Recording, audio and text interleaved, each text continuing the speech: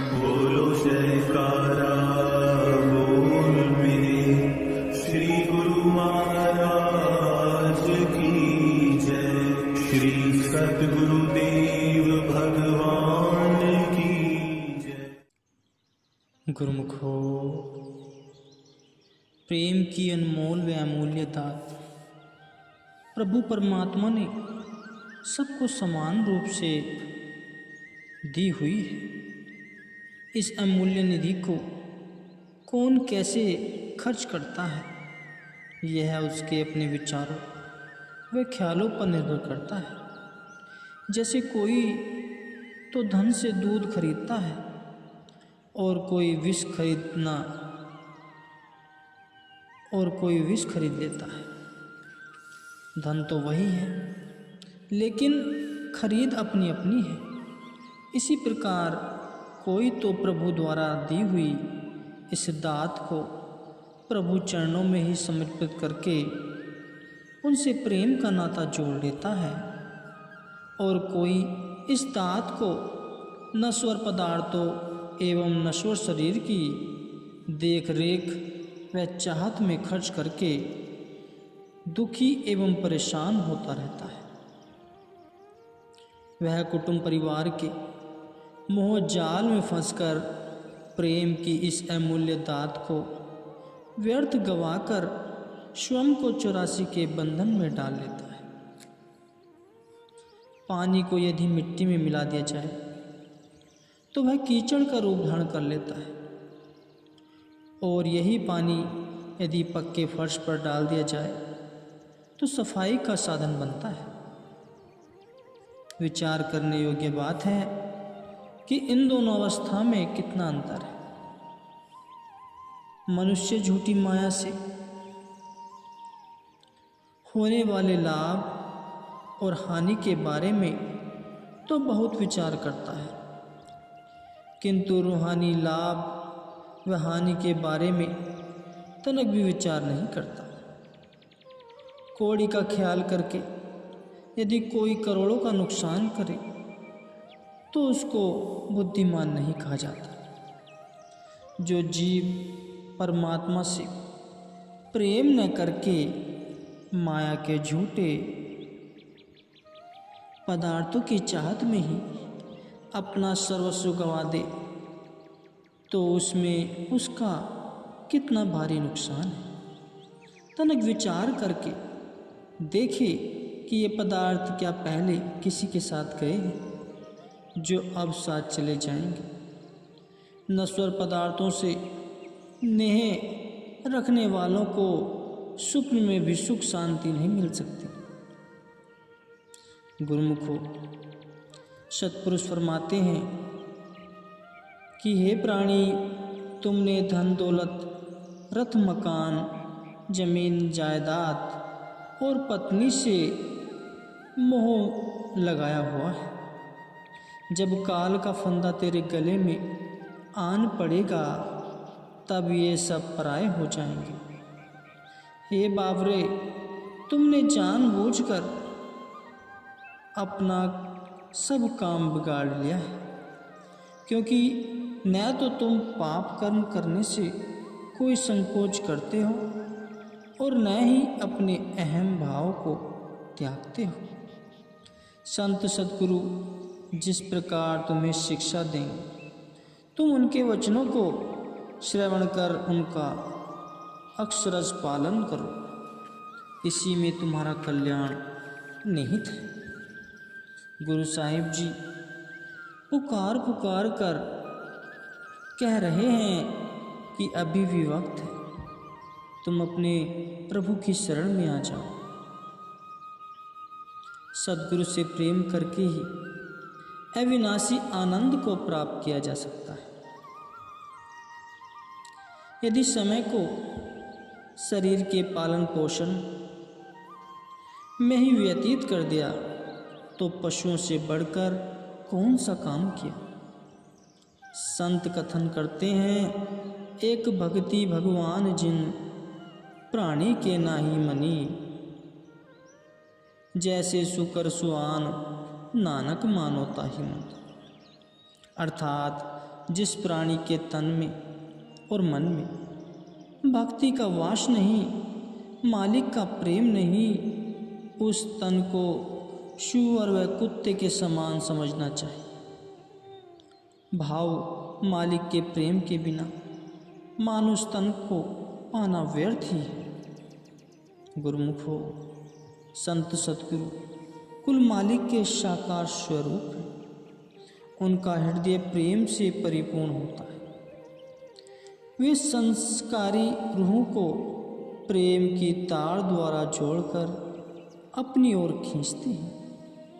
उन्हें मोह की दलदल से निकालकर मालिक के चरणों के संग मिलाते हैं और निज घर में पहुंचाकर शाश्वत आनंद की अनुभूति करवाते हैं। जीवात्मा वास्तव में ईश्वर का अंश है एवं यह सचखंड में निवास करती है। यह संसार में आकर जब तक अपने घर वापस नहीं पहुंच जाती, तब तक इसे शांति प्रदान नहीं हो सकती। यह जगत एक मुसाफिर खाना है और प्रत्येक प्राणी यहाँ चंद दिनों का ही मेहमान है। फिर भी इस नश्वर जगत को सत्य जान अपने असली घर को भूलकर सब नाहक दुखी व परेशान हो रहे हैं। झूठे रिश्ते नातों को अपना समझकर उनमें मोह फंसाए बैठे हैं। इन पराई वस्तुओं में सुख नहीं है, ये दुखदाई है। अपनी वस्तु मालिक का नाम है, मालिक की प्रीत है। मालिक से नेह लगाने में ही सुख है, क्योंकि जीव मालिक की ही हम जिन्स हैं।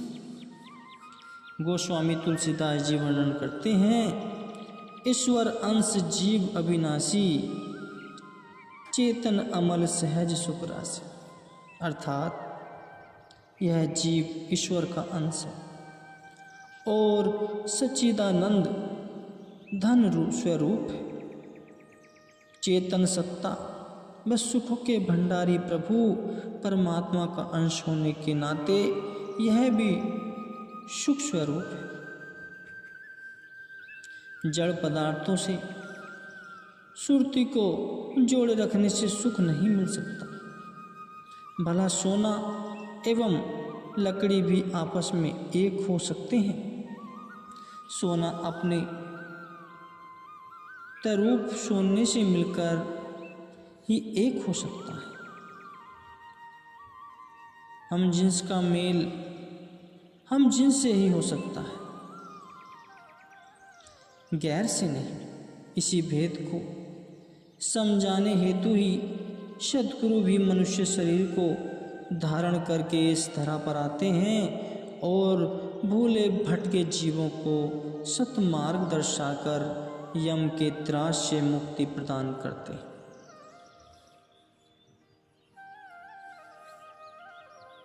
श्री आरती में प्रतिदिन पढ़ते हैं, शुभ मग के उपदेशक यम त्रास निवारण। जो जीव सद्गुरु वचनों को शिरोधार्य कर अपने मन के कांटे को बदल लेता है, वे मालिक के प्रेम में लीन होकर स्वयं को यम के त्रास से बचा लेता है।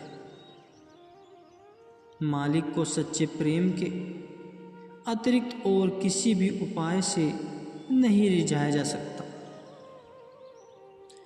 दुर्योधन ने समझा कि भगवान मेरे ठाट बाट को देखकर सीधे मेरे महल में आएंगे, किंतु भगवान श्री कृष्ण तो भक्त विदुर के घर जा पधारे। भक्त विदुर की सच्चाई, प्रेम व नम्रता पर प्रसन्न होकर उन्होंने दुर्योधन के 36 प्रकार के भोजन को त्याग कर उसके घर का साग भी बड़ी रुचि व प्रेम से स्वीकार किया। गुरुमुखो, भगवान राम भी अभिमानी ऋषियों के आश्रम को छोड़कर शबरी के प्रेम पाश में बंधे हुए उसकी कुटिया पर पधारे एवं उसके झूठे वेरों को भोग भी लगाया। उसके प्रेम और नम्रता पर रीझ कर भगवान श्री राम जी ने फरमाया, कह रघुपति सुनो भामनी बाता, मानव एक भक्ति करनाता। अर्थात मेरा भक्त के साथ केवल प्रेम में भक्ति का ही नाता है, फिर वह भक्त कितनी भी नीच जाति का क्यों न हो, किंतु मेरी दृष्टि में वह ऊंचे से भी ऊंचा है। निर्मल मन जन सो मोही पावा, मोही कपट छल छिद्र न भावा। भगवान श्री रामचंद्र जी कथन करते हैं कि निर्मल मन वाला व्यक्ति ही मुझे पा सकता है, क्योंकि मुझे छल कपट बिल्कुल नहीं सुहाता। जो व्यक्ति ऊपर से तो भक्ति का दिखावा करे और मन में कपट में मलिनता भरी है, उसके लिए मेरे दिल में कोई स्थान नहीं। जिन जीवों का प्रभु से हार्दिक प्यार है वही सच्चे प्रेमी हैं। जिनके मन में कुछ और है और मुंह से कुछ और बोलते हैं, उनकी प्रीत कच्ची होती है। भाव जिनकी कथनी और करनी में भेद होता है, वे मालिक के प्यार से वंचित रह जाते हैं। संतों ने कहा है, रहत अवर कछु अवसर कमावत, मनी नहीं प्रीति मुकहु दंड लगावत। जान नहार प्रभु परवीन, बाहिर भेक न काहू खीन। आदमी कहता है कुछ और है और करता कुछ और है। उसके मन में प्रेम तो है नहीं, केवल मुंह से सेखी बरसाता है। जीव को सदैव यह स्मरण रखना चाहिए कि अंतर्यामी प्रभु परमात्मा परम प्रवीण है। वह सबके मन की जानने वाले हैं। वह किसी के बाहरी पहरावे पर प्रसन्न नहीं होते। गुरुमुखो, सच्चे प्रेम के बिना कर्म करना पानी में मंथन के तुल्य है। सच्चा प्रेम ही प्रभु को रिझाने का मूल मंत्र है। जाति पाति में विश्वास रखने वाले पांडवों ने जब भक्त नामदेव जी को मंदिर के भीतर आकर भगवान की छवि के दर्शन करने से रोका, तो वे मंदिर के पीछे जाकर कीर्तन करने लगे और भगवान से सच्चे हृदय से श्री दर्शनों के लिए प्रार्थना करने लगे। भगवान तो वैसे ही भक्तों के प्रेम के वशीभूत होते हैं। अतः उन्होंने भक्त नामदेव जी के लिए तुरंत ही मंदिर का देहुरा घुमा दिया। केवल ऊपरी कर्म धर्म करने वाले परंतु प्रेम से विहीन पांडे प्रभु का ऐसा चमत्कार देखकर असमंजस में पड़ गए। उन्होंने भक्त नामदेव जी के चरणों में गिरकर क्षमा मांगी। सत्पुरुष बाहरी बोल चाल से नहीं रिश्ते, क्योंकि वे तो अंतर्यामी होते हैं और हर दिल के अंदर की जानते हैं। उनसे छल कपट करना नादानी है। श्री गुरु नानक देव जी भ्रमण करते हुए एक शहर में पहुंचे, जहां मालिक भागो भंडारे का आयोजन कर रहे हजारों लोगों को भोजन करवा रहा था और सब उसकी दरिया दिली की खूब प्रशंसा कर रहे थे। श्री गुरु नानक जी उसी शहर में रहने वाले एक गरीब भक्त लालो के यहाँ विराजमान हो गए। मालिक भागों को जब सूचना मिली तो उसने उन्हें निमंत्रण भेजकर भोजन ग्रहण करने को कहा। तो श्री गुरु नानक देव जी ने उसके घर भोजन ग्रहण करने की स्वीकृति न दी। उसके द्वारा कारण पूछने पर उन्होंने मालिक भागों को स्पष्ट शब्दों में फरमाया कि वह गरीबों का शोषण करके भंडारा कर रहा है। हमें किसी का रक्त चूसकर बनाए 36 प्रकार के भोजनों को खून पसीने द्वारा कमाई हक की सूखी रोटी अधिक पसंद है। इतना कहकर उन्होंने मालिक भागो और भक्त लालो की रोटियां मंगवाई। एक हाथ में मलिक भागो की और एक हाथ में भक्त लालो की रोटियों को दबाया। सभी ने क्या कौतुक देखा कि मलिक भागो की रोटियों में से रक्त और भक्त लालो की रोटियों में से दूध टपक पड़ा। श्री गुरु नानक देव जी ने दर्शा दिया कि केवल पाखंड व दिखावे की भक्ति करने से जीव को कोई लाभ नहीं मिलता। दिल में सच्चा प्रेम है तो भगवान स्वयं उसके द्वार पर चल कर आते हैं। संत सत्पुरुषों ने इसलिए अंतर हृदय में प्रेम का दीपक जलाने के लिए नाम की कमाई करने की हिदायत दी है। कोई विरले भाग्यशाली गुरुमुखी संतों के इन इशारों को समझ पाते हैं। आम दुनिया तो अपनी सुरती को माया की लुहावनी चमक दमक व बाह्य संसार में लिप्त करके भटकती रहती है। परम संत श्री कबीर साहिब जी के पास एक बार एक प्रेमी आया। वह उन्हें अपने संग तीर्थ यात्रा पर चलने को आग्रह करने लगा। परम संत श्री कबीर साहिब जी ने कहा कि हम तो तुम्हारे साथ नहीं चल सकते,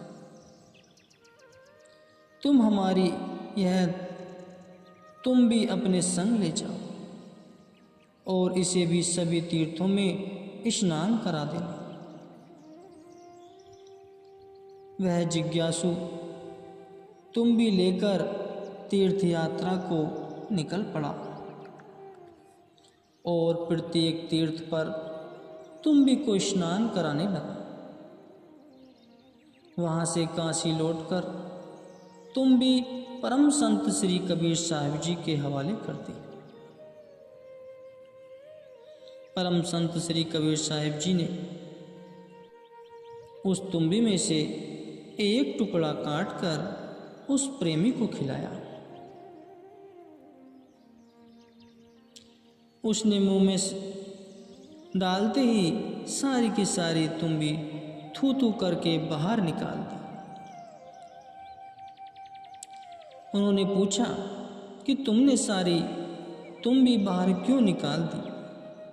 वह बोला कि यह तो कड़वी जहर है, फिर भला इसे कैसे खाया जा सकता है?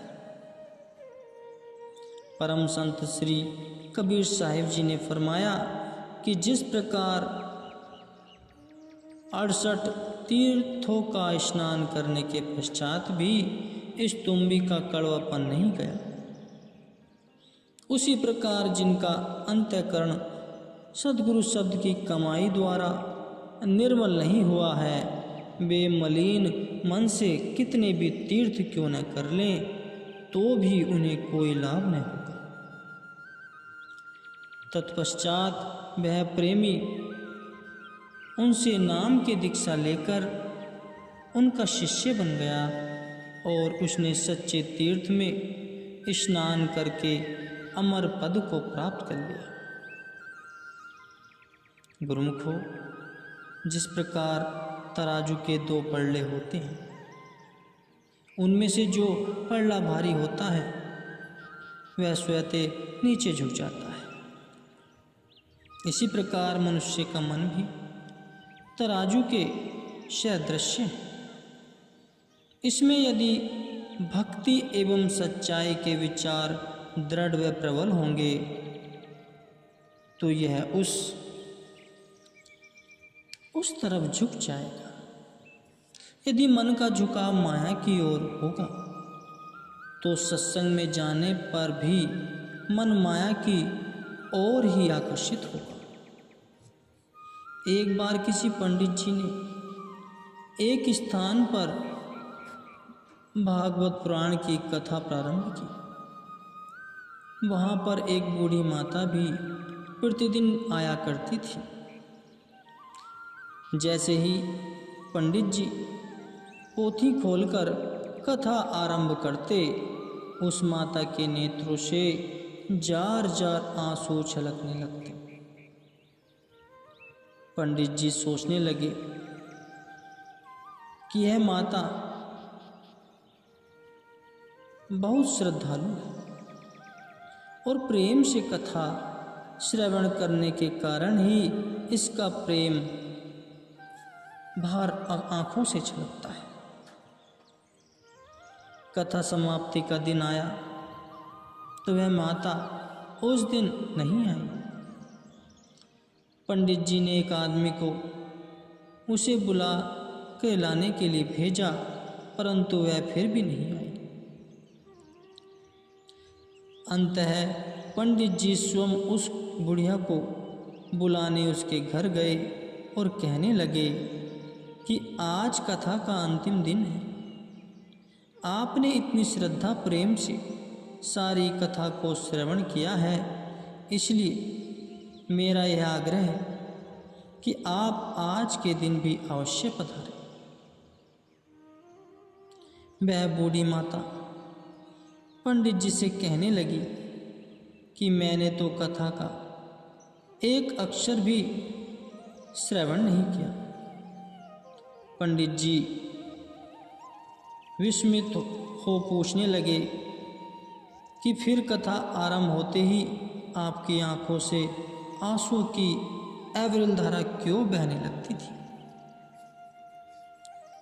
बुढ़िया कहने लगी कि जिस समय आप कथा वाली पुस्तक खोलते थे तो मुझे उस पर चढ़े हुए कपड़ों के रंग को देखकर रोना आ जाता था, क्योंकि इसी रंग के कपड़े का चोला मेरी नातिन पहना करती थी, जो अभी कुछ ही दिन पूर्व चल बसी है। बस इतना कहकर वह फिर से रोने लगी। यह सुनकर पंडित जी समझ गए कि जिनके अंदर दुनिया का झूठा मोह होता है, उन पर भक्ति का सच्चा रंग कदापि नहीं चढ़ सकता। वे बाहर से चाहे कितने ही कर्म धर्म कर लें, परंतु उनका मन सांसारिक दुखों से कभी मुक्त नहीं हो सकता। संत सद्गुरु सहदेव जीव के मन की ही मांग करते हैं। मन को सद्गुरु को अर्पण करने से ही इस पर नाम और भक्ति का रंग चढ़ता है। इसी से ही आत्मिक कल्याण होता है। जो भाग्यशाली गुरुमुख अपना मन सद्गुरु को सौंप देते हैं, सद्गुरु स्वयं उनके जिम्मेवार बनकर लोक परलोक में उनकी संभाल करते हैं। फिर भले ही उन्हें अपने तन पर कितने ही कष्ट क्यों न उठाने पड़े। राधा जी का भगवान श्री कृष्ण से अगाध प्रेम था। उनके हृदय में सदैव श्री कृष्ण जी की ही छवि विद्यमान रहती थी। भगवान भी अन्य सखियों की अपेक्षा राधा जी से अधिक प्रेम करते थे। इसी कारण अन्य स्त्रियों को राधा जी से बहुत ईर्ष्या होती थी। एक दिन किसी सखी ने ईर्ष्यावश राधा जी को गरम गरम दूध पिला दिया। थोड़ी देर पश्चात जब भगवान घर लौटे तो उनके चरणों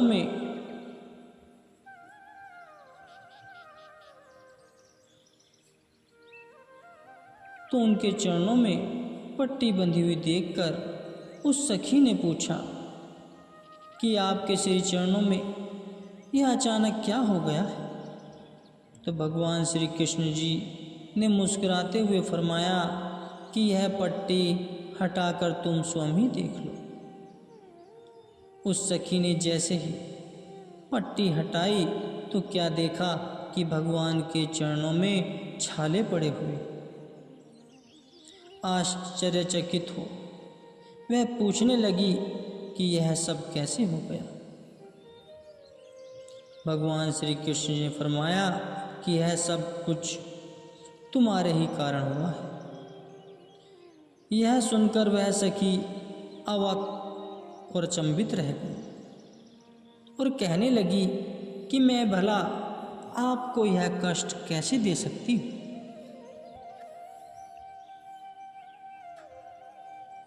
भगवान जी ने कहा कि तुमने राधा को जो गर्म गर्म दूध पिलाया वह मेरे पांव पर आन पड़ा है।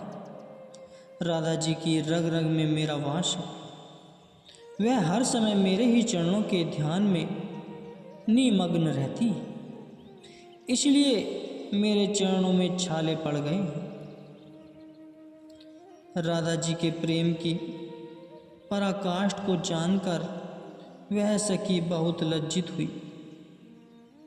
वह भगवान से क्षमा याचना करने लगी और कहने लगी कि प्रभु जी मुझे माफ़ कर दीजिए। मैं आपकी इस प्रेम भक्ति को न समझ पाई।